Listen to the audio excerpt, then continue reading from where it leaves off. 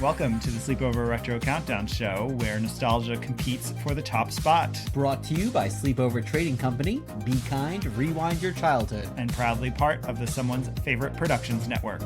You are now listening to the Someone's Favorite Productions podcast network. Now, usually each episode we bring you some picks from the analog archives, but this episode we're diving into the Disney Vault instead. Yes, we're going to have an interview with Joshua Bailey, filmmaker, director, documentarian, who made the recent film Stolen Kingdom. Yes, so if you like collecting, if you like Disney, or if you like true crime, or maybe all of the above, this documentary you have to see. So grab your Disney park map, Fast Pass, and join us for another round of the Sleepover Retro Countdown Show. So thank you so much for being here. We appreciate your time on the Sleepover Retro Countdown Show. Can you get started by giving us a little bit of background about you pre this project? Because we'll get into that in just a moment. Man, pre this project, this film is like so intertwined with my life. Go for it. Tell us the whole story. It's a bit like it is my life up until this point. You know, I grew up in Tampa, and because I was born in the 90s, I think it's like, I say, I had a fascination with Disney, but like, it's a very common thing. That's like, you're born in the 90s, you probably had a fascination with Disney. You probably loved Disney films. You had the clamshell VHS tapes. I think growing up in Tampa maybe influenced my fascination with the theme parks and just like Florida tourism in general. It was so like omnipresent, constant commercials and billboards and brochures at you know, local businesses you'd go to. So that just led me down this early fascination with the parks. Outside of that, I was doing other, like, I think things that were very reflective of the time, the very early 2000s boy playing Xbox and going to hardcore shows because I was playing Tony Hawk's Pro Skater, and Green Day was big in the 2000s. And I went hard down that path of like punk rock and hardcore and stuff. When I got older, I think I had this like internal battle with myself that now I think is so silly, because it's like, who was I arguing with? I could like both of these things, but I had the struggle of like, can I still like Disney as I'm getting older? And that's where I feel like the very like early genesis of this film happened. I found these people that are now in this film, like Adam DeWoo, and then others that aren't, like Justin Scard, who's a very prominent figure in this Disney fan community. But they were like cool older guys that were like punkers. They were both in punk bands, and they loved Disney, and they had tattoos. And I was like, I want tattoos. I want to be in a band, but I also like Disney. It's kind of cool to like this, you know? And I'm doing this like, I'm growing up wanting to be a filmmaker, kind of adjusting my path to like, I was very inspired by Steven Spielberg early on. In high school, I'm like trying to make little crappy short films. They're all very like derivative, like homages to things. And then I kind of shifted towards documentary. Yeah, everything happened like in a weird way for me. And like this, I always say cosmic coincidence, because I started to shift more towards an interest in documentary when I was coming out of high school. I moved to Orlando. It was the only, like, the closest place where I could go to a really good film-focused school that I could get into, because I did really bad in high school. Which maybe goes, sorry, I'm getting over a cold. Edit that out. I think the bad grades go hand in hand with the listening to Green Day. So then I was in Orlando, and I was closer to the action and all this stuff happening. I dropped out of film school because I continued to get bad grades. But these guys started to get banned initially, like Adam. And then I had kind of dog-eared that as a topic. It's very interesting that these guys are getting banned. They really had this like untouchable attitude growing up. And I mean, we literally have Adam in the film saying, I don't see any reason to stop. I don't think there's anything wrong with it. And then I think maybe a year later, after that interview, he got banned. And I'm watching this happen in real time. Like I grew up, I subscribed to his channel like a year after he created it, which is crazy now to think that like he turned into this kind of mythic YouTube figure in the end. But And are you still just going because to I the was- park at this point? Yeah, I mean, my first job was at Disney. I only worked there for 4 months, but I moved to Orlando. I started going to Valencia for film, and then I worked at Disney for a few months. I hated it, so I quit. But it was like a childhood goal. I wanted to achieve that goal. I did it. I am very into Disney, but I'm not very into working there. And I just learned that the hard way. So, but yeah, I was going with friends. It was very much just like a part of the culture. I wanted to in ask you Orlando. about that too, because we're both from New Jersey. So we went to Disney growing up, but it was such a special thing. Like I remember planning out our trips months in advance to all the things that we wanted to do. Even now going as an adult, the one time I went as an adult, there was so much planning, but like yourself working for Disney, being in Orlando, so many of the subjects in your movie too, being there, what is the relationship to people that live in that area versus us who are coming in from out of state with Disney?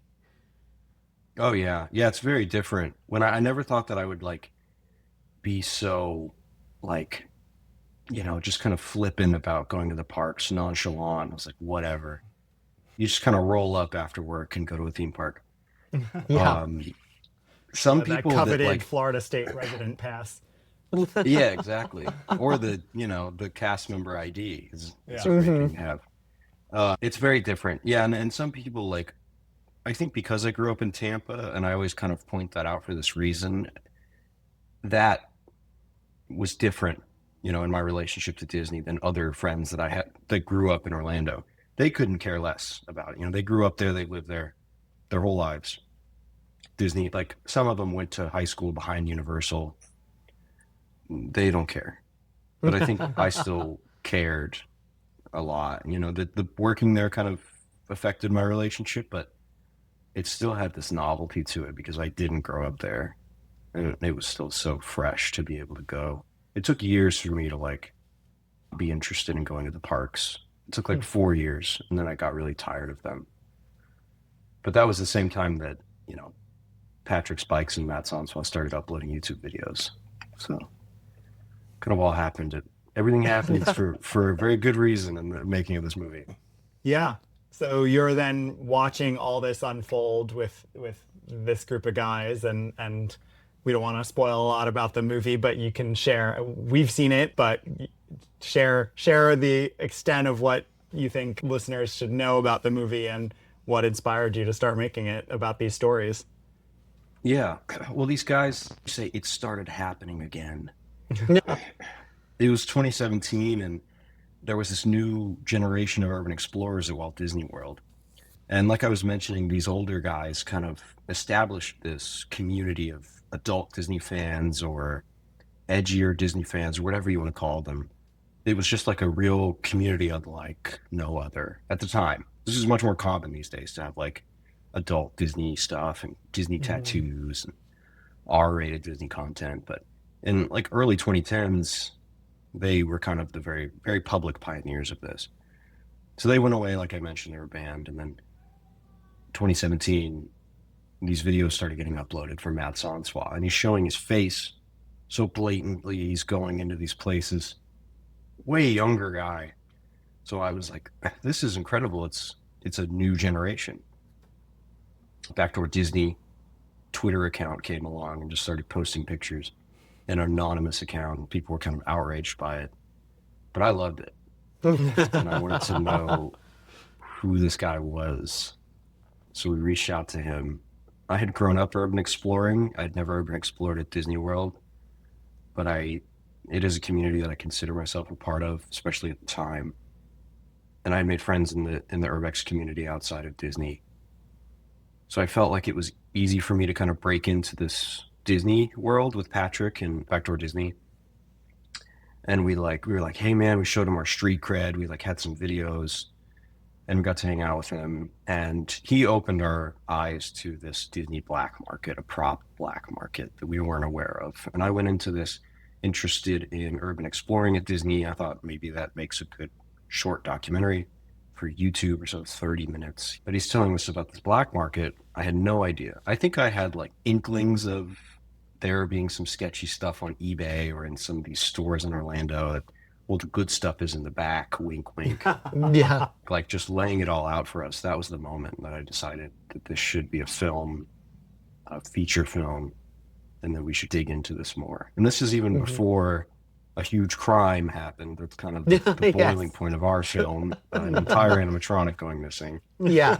Well, even hearing you just talk now, I think what's so interesting when you're watching the film is this progression. It's like the emergence of social media. You can see it in the subjects that are in the film because you have some people who are literally just doing this for themselves to make each other laugh. This was pre-social media. Then you have some of the folks you're mentioning now very much to maybe not necessarily get famous, but to put themselves out there. So it's very even with the black market where it was something that wasn't happening online. It was much more, oh, you got to know this guy. And now it's much more out in the open. So there's this kind of progression of technology and how we put ourselves out into the world in the film. Yep. That's a very fascinating thing about it, in my opinion. Those early guys, like they eventually did upload their VHS tapes onto YouTube, but they held on to those for 10 years. YouTube didn't exist. Mm-hmm. That's so fascinating to me. Just doing it for the fun of it. And then, that later generation in the early 2010s, those guys were like pioneers of YouTube. Like Adam DeLue is really one of like, someone in the film says that he pioneered the theme park vlogger, which is fascinating to think about. I've watched his content, like I mentioned, like since the beginning. So I think I maybe took that for granted, but thinking about it now, he really did kind of, whether people know it or not, these people were there from the beginning and established this kind of format to theme park vlogging, and a lot of urbex content as well inspired a lot of people.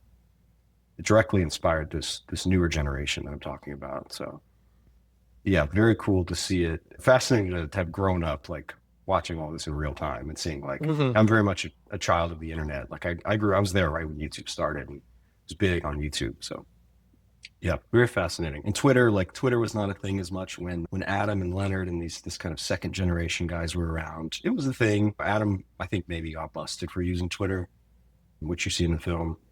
But Patrick and Backdoor Disney, his entire like persona existed around Twitter. A lot of the Buzzy crime, like the news of Buzzy's disappearance, was broken on Twitter.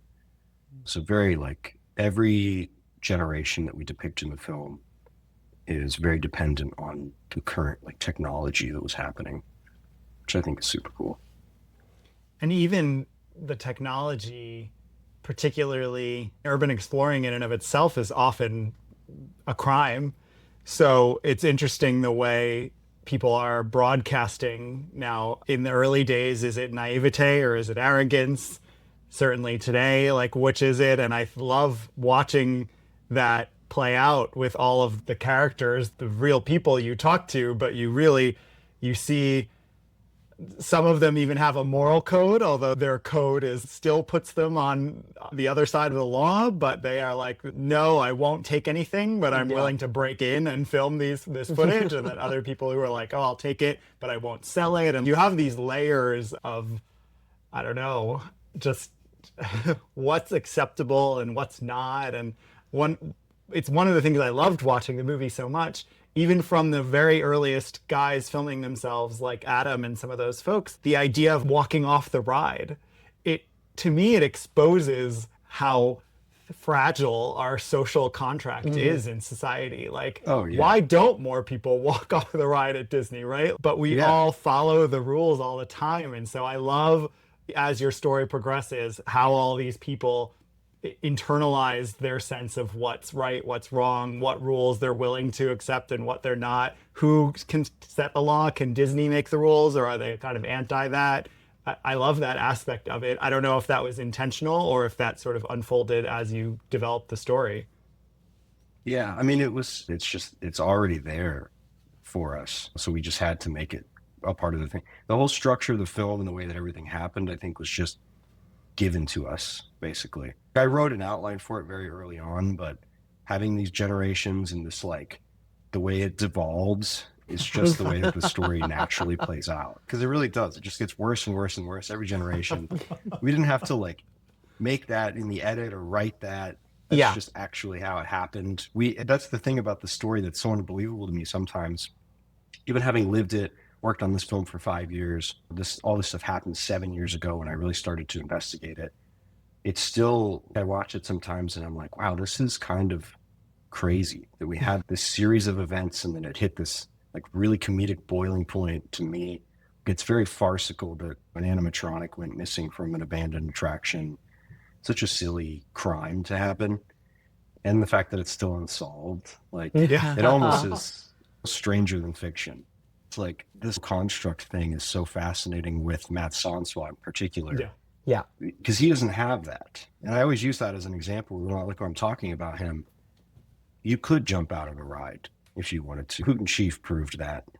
You could just jump out. I don't want to say you could still do that, but maybe you could still do that. I ride Spaceship Earth and I kind of look right and I go, this reminds me a lot of Horizons. You could probably just jump right out. But you don't. Yeah. You know, you don't. So you have something in your head. You go, I can't do that. Matt Sansois, that part of his brain is not there. Yeah. You know, that makes him, to me, like one of the most fascinating people in the film.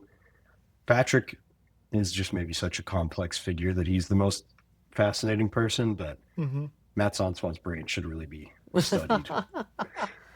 Well, that was that. On that note, too, I was thinking we obviously we won't spoil what happens, but I was thinking if there are people in the movie, as Guido was saying, who commit crimes, big crimes and smaller crimes. But Most of them, yeah. if I had committed any kind of crime and it had happened in the past, I probably would say, you know what? I want the world to forget this. I'm not going to be telling anybody. I'm not going to upload. So what do you think that says about these folks who are then putting themselves back and re-exposing? It's like picking at the scab that had healed over a few years ago. And how easy was it for them to say yes to you? Ooh, not easy. I think we always joke that we could probably make a movie about the making of this movie. It was quite difficult. Yeah, I see people ask, was it hard to get interviews with these people? And I always respond with, everyone in the film except the journalists are criminals. So it was very difficult. Yeah. Because they're criminals and we're asking them to talk about their crimes. I think the nature of their crimes in the first place are kind of attention seeking, intentional or not. Like they were initially busted for maybe they're like uploading YouTube videos of themselves urban exploring and they're holding the camera up to their face and all these things. But I think it's a similar mentality when it comes to me asking for the interview. I don't want to psychoanalyze these people, but there's clearly a degree of them wanting to put themselves out there and be on camera and be seen and tell their stories. Well, even that without saying specifics, it's almost like the stereotypical thing of the killer wants to be caught. There's so many clues that are getting out there. I mean, I will say, like, we have 2 interviews with Patrick. You can see very clearly, you know, he's in totally different locations. They're about a year apart. We did that first interview and we were a bit worried. That was the very first interview that we did because we said, if we don't have Patrick, we don't have a film. He was such a seminal figure in this world. He was kind of what ended the whole thing. Maybe Matt as well a little bit because his explorations were so explosive, but Patrick really blew the lid off the whole thing. And he didn't admit very much at first. And we didn't push anyone just in general, but especially Patrick. We showed up, we asked questions. He didn't want to speak on Haunted Mansion. He talked a little bit about the Buzzy crimes, a bunch of other stuff, backstory and things. You'll see a lot of that stuff about stealing for the first time. All that stuff comes from the first interview, but specific details about the crimes he didn't want to discuss. So we just spent a year building a relationship with him. And fortunately, he's a nice guy outside of all the crimes and things. So he's not a hard guy to talk to. I pick up the phone when he calls. We definitely built a rapport. And he, on his own terms, asked to do another interview. We definitely wanted to. And I think we had asked at a certain point, hey, do you have anything else you want to say? But then he came back and he was like, actually, yeah, I do. I want to do another interview. I have more to say. And that's where he admits a lot. But he was off probation. It had been years at that point. Another year had passed. So I think it was like felt a little more safe for him. And that time helped us with a lot of people. It helped us with Matt. Matt Sonswell hadn't really done, he had done 2 interviews, I think. But it had been years. Also, we shot this in 2021, and the last thing he uploaded was like 2019. So it's been 3 years. Maybe I can talk about this now. But yeah, the interview process was very interesting with all these people. Patrick was maybe weirdly the easiest. Aside from him not admitting a lot, he was our first interview. He enthusiastically called me when he heard from Matt that we were trying to make this project. So getting the actual interview was pretty easy with him. Matt almost didn't make it. Dave was like a little reluctant about it and rescheduled. But it's complicated. It's these people's lives and we're putting it on screen. So Dave had never done an in-depth interview about all the Hoot and Chief stuff.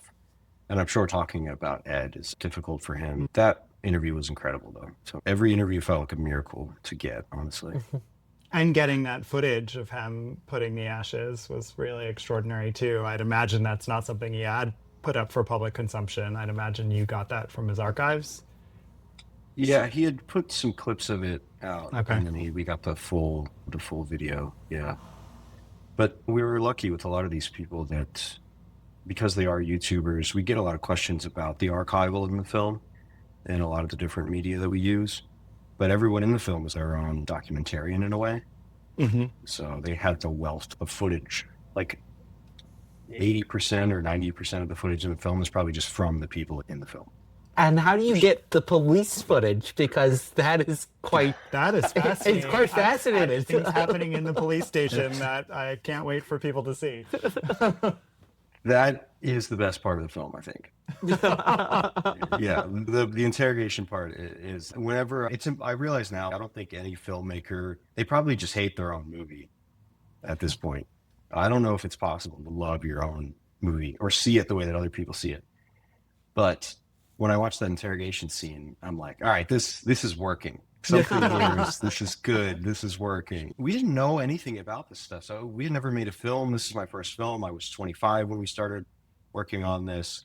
We were all young, naive kids who had a small degree of filmmaking experience, but no journalism or documentarian experience. We had a cam op on reality TV, our producer and director of photography, Brandon Pickering.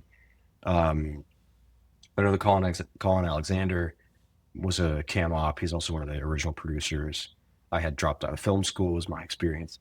But none of that is investigative journalism, documentary experience. The reality TV stuff was adjacent for Brandon and shooting, which gave him a lot of insight to like how to pick certain things up and not miss things, especially when we were shooting Patrick on location. But I just dug in deep and did a lot of internet research. And I found out that you can do a public records request. In Florida, 365 days after a case closes, you're able to request a certain amount of information from a crime by law. So I knew this, and this was part of the process of starting to make the film. I was watching the crimes happen, go to court. I was living in Austin, Texas at the time, and watching all these news reports. And I knew at that point, because I had already wanted to make the film, and things like COVID and me moving delayed it a bit, I knew that like that 365 days would come. So I marked the day. And then I went on the website, and I'm like just Googling it. And it's pretty easy. You just search public records request Orange County, and it shows up. You put in the case report. A bunch of people had tweeted the police reports, so I already had the case number. And we got a good amount of stuff from that. We got an email back from them, and they said there's so much. First of all, there's a charge, which normally it's free. But if it's over a certain amount of information, it's $10, $20. And then they asked for an address to mail something. And I thought it was all going to be digital. It's really like, what are we getting in the mail? And so I sent it to Orlando, to two of the producers lived together. And they were like, we got a DVD. So they were like digging through their house trying to find a disc reader so they didn't have one on their laptops. And that's where the interrogation, we realized at this point it had just been blasted all over Twitter right when it happened. The news people are pros at requesting this information really quickly. So that footage, we show it in the film where there's a tweet and it's just a little clip of the interrogation. But it was the whole thing. It's an hour long. And yeah, it's 3 angles, which is I think, very funny. That's the incredible part too. Yeah. And the cops was like out of central casting for a police officer interrogator as well. It all paid off. Yeah. Yeah. Shifting gears, I wanted to ask you about something else that was fascinating. As two collectors who are often talking about collections, we're both very familiar with Joel McGee, who I love that you include in this movie. Yes. And I'm interested in sort of the dark side of collecting that shows up in this narrative also, and the idea of all collectors are trying to possess something. We're all trying to have something. And as it starts to get closer, autograph collecting is about getting close to a person. And then movie prop collecting is about getting close to a movie set. And so in this Disney prop black market, it's about trying to own something that you love, but it's also pretty dark when you're talking about stealing things, destroying things, owning things that were not intended for anyone to ever own. Did you go in knowing that was going to be a part of the story? Yeah, like I mentioned, I guess while making the film, we always knew that was part of the story. But in the inception of the idea of the film, we did not. So that was that discovery that I mentioned about Patrick opening her eyes to the black market and kind of like confirming and revealing that exists. And that was the reason that we made the film. And we had originally just called this Disney Black Market movie. As opposed to like Disney Urban Exploring movie. We just thought that was a more interesting angle to it. I think in the amount of time from 2018 until 2021 that we spent researching and digging into this world, and like I mentioned, I also grew up in it. I had friends who worked at theme park publications and people who were like very connected in this Disney community. It was all right there for me. You know, I like I mentioned, there was this store that sold things, and this was a big thing for us that didn't make the film. And someone was like, oh, the guy sells the good stuff out of the back. The really cool stuff, because I just became so fascinated with these items. I got older and I realized that a lot of the rides that I grew up with were closing, and pieces of them would show up in stores. It's like, you can buy this stuff. That's absolutely insane. And it was probably the first time that I was able to see a lot of this stuff in person, because I'm a kid and I'm looking at it on the internet and it's very cool. Maybe there was a Dumbo in the Smithsonian. It's fascinating, but like I'm going to the store and I'm seeing something on display for sale. So by the time we started shooting the film, I think we were so deep into the knowledge of this world, and we had met so many people. We started to joke that like everyone has a Snow White ride vehicle. It's not even cool.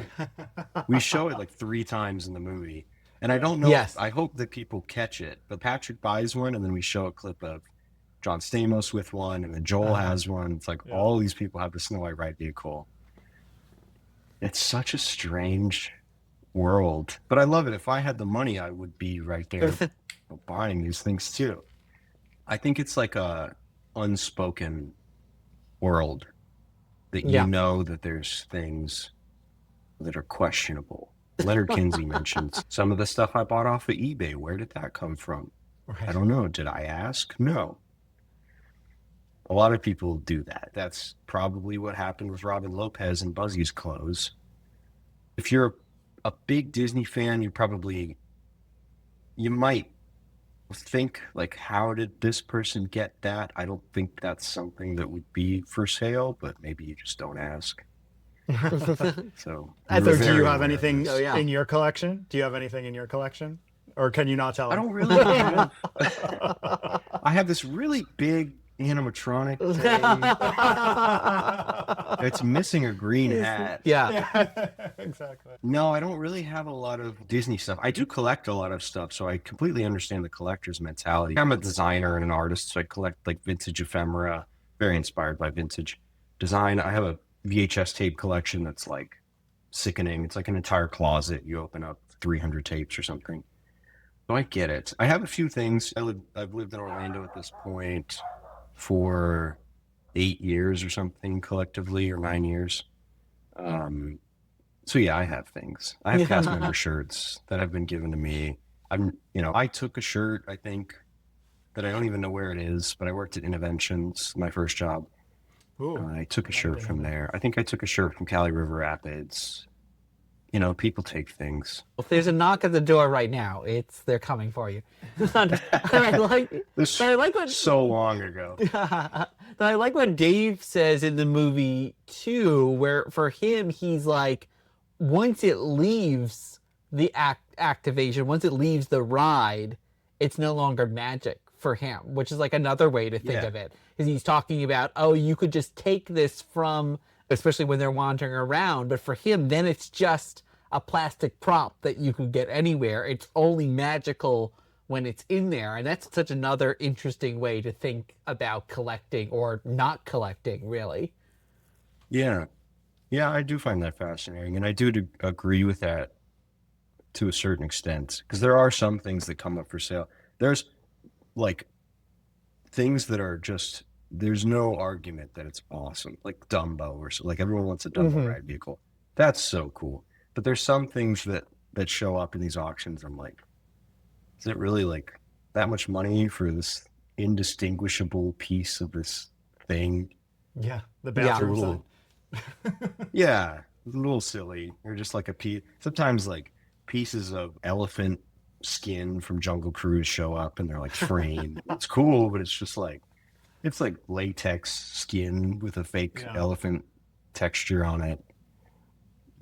I love that he says that. But that's an important thing for me in the film, is presenting these differing opinions and letting the audience pick a side themselves.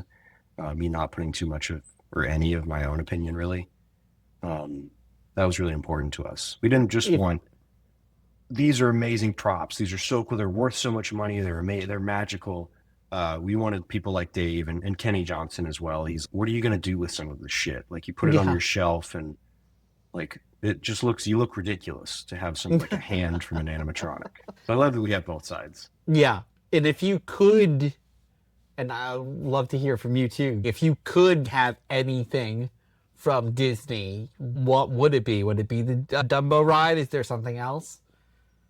Anything in the world? I wouldn't. The Dumbo ride vehicle is like one of the most iconic pieces of theme park memorabilia probably of all time, but I don't think I would even want one.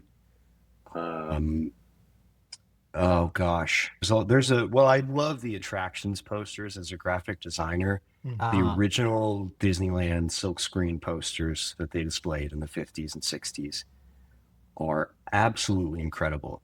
And I think they are very well appreciated, but at the same time, I think underappreciated, because they are Disney posters.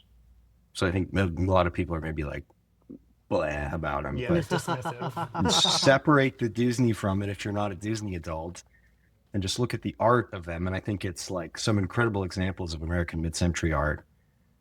I would die for one of those. They're more than I would ever pay for a poster. They're like $10,000 or something, but I would love one of those. There's also the Xenomorph animatronic that was in Great Movie Ride.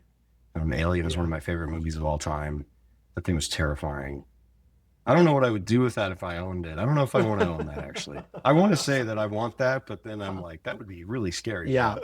Might be impractical, yeah. I think mine would be the bat weather vane on the Haunted Mansion, or if I wanted to be more practical, something I could actually use, the stanchions at the Haunted Mansion, because that's something I could actually put out at our store and it wouldn't just be sitting on a shelf somewhere. Well, that's one of the hottest items. So. I know. I've seen that in Joel's collection. Yes. Mm-hmm. I love Epcot. I've got my retro Epcot shirt here. Absolutely. So yeah, probably a Figment animatronic. There, right now, at a place called Recycling the Magic, that is where Patrick bought the Snow White Ride vehicle from, like a skinned Figment.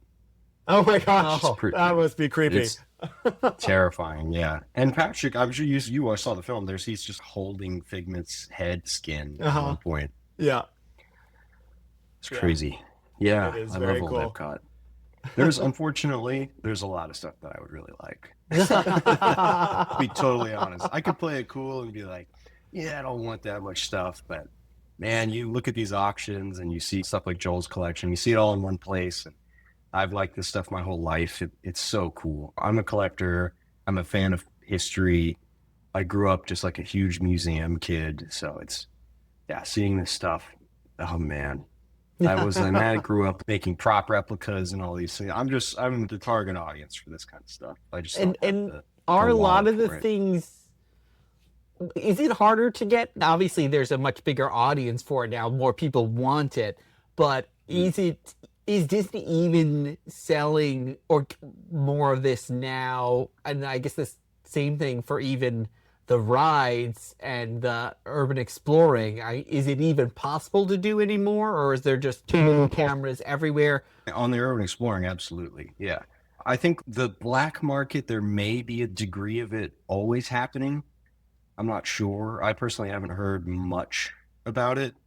I have heard a few small things in the past year or so, or 2 or 3.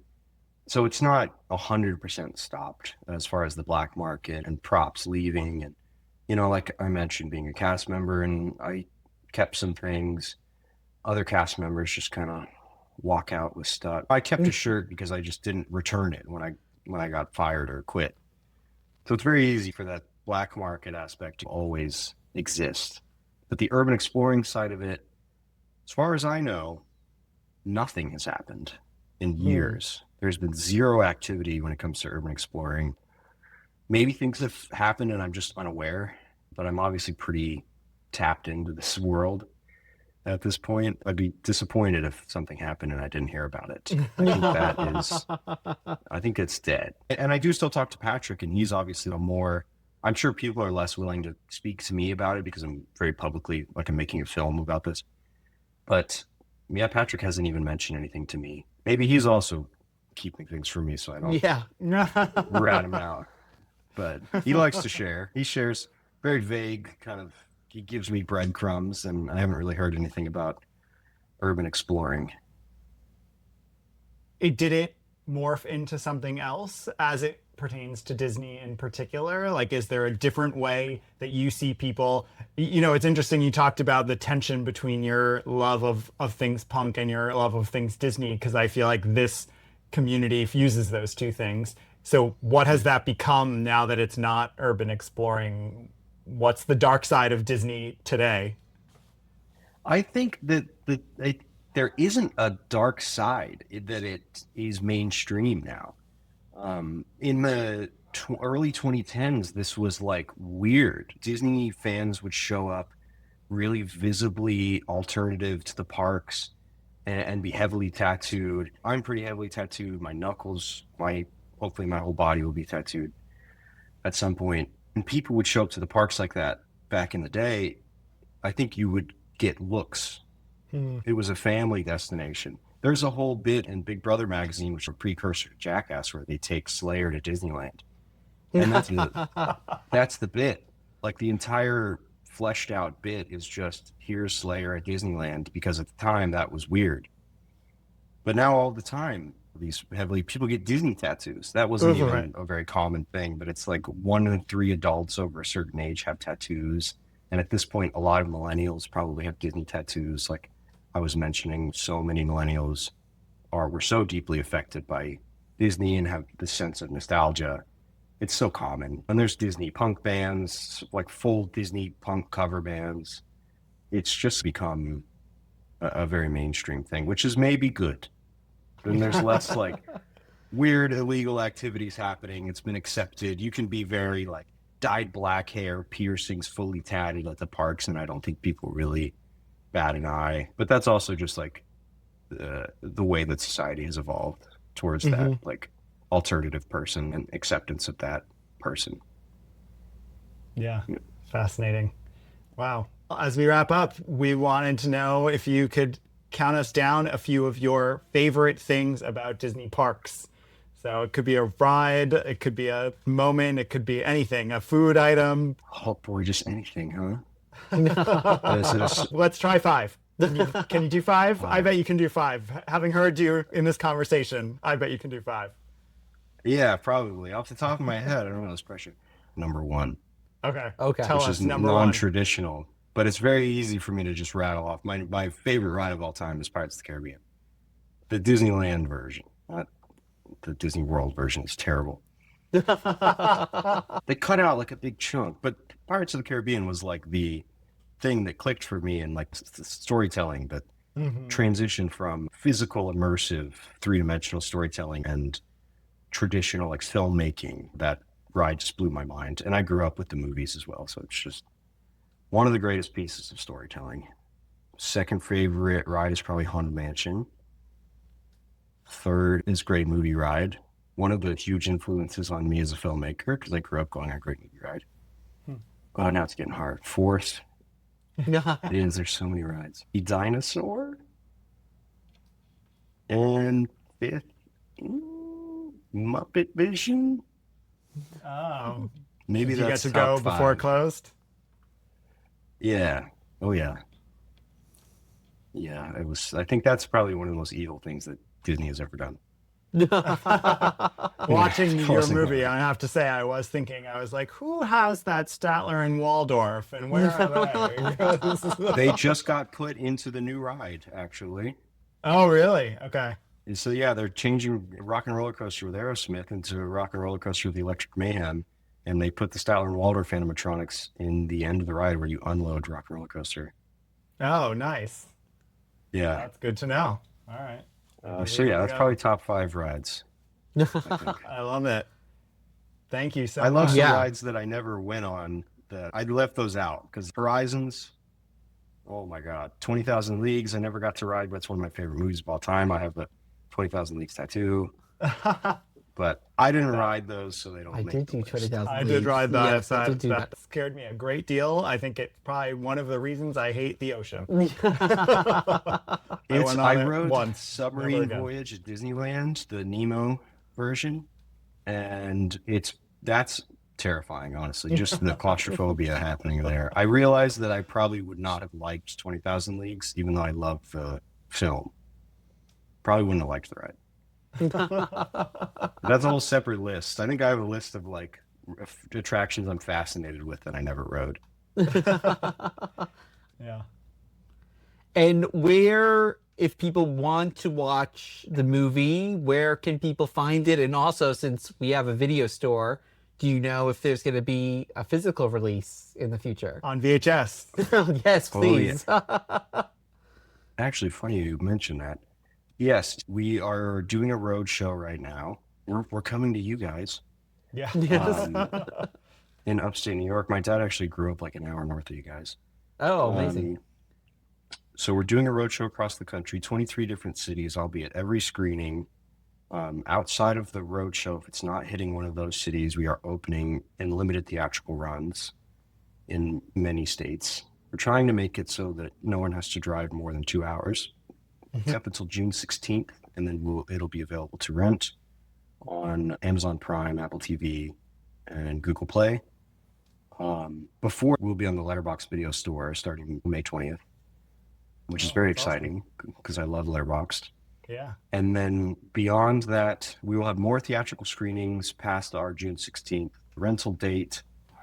We'll be opening in Canada and other countries probably in August, doing more international in Europe and maybe Japan. And then we will have a physical release in early 2027, and we will have a VHS release. Yay. We'll carry it in store. Yeah. We carry Hell yeah, lots that of is new something VHS. I love it. I'm very into the whole VHS community. I have hundreds of tapes. I have new boots, old tapes, bunch of theme park tapes. So that has been very important for me to do a VHS release. That's Very great. excited for that. Well, thank you for this. Thank you for your time. Thank you for doing this. Great. Yeah. Thank you guys. Take good care. Bye. Bye, Joshua.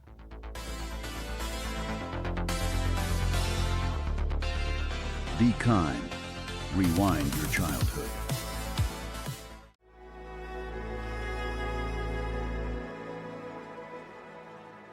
Thank you for listening. To hear more shows from the Someone's Favorite Productions podcast network, please select the link in the description. Hello, my name is Kevin Tudor, and I'm one of the 3 hosts of Almost Major, a film podcast dissecting many major indie studios and the films they release. Every week, myself, Charlie Nash, and Bryden Doyle discuss overlooked, forgotten, or bona fide classic indie films via studio-specific miniseries. We've previously covered numerous films from Artisan Entertainment, Lionsgate Films, and New Line Cinema. Titles including The Blair Witch Project, American Psycho, Dogville, But I'm a Cheerleader, Saw, Requiem for a Dream, and Ringmaster, you know, the Jerry Springer film. Anyways, we have a fun time every week and we hope you will join us. Subscribe to Almost Major wherever you get your podcasts. Now proudly a part of the Someone's Favorite Productions podcast network.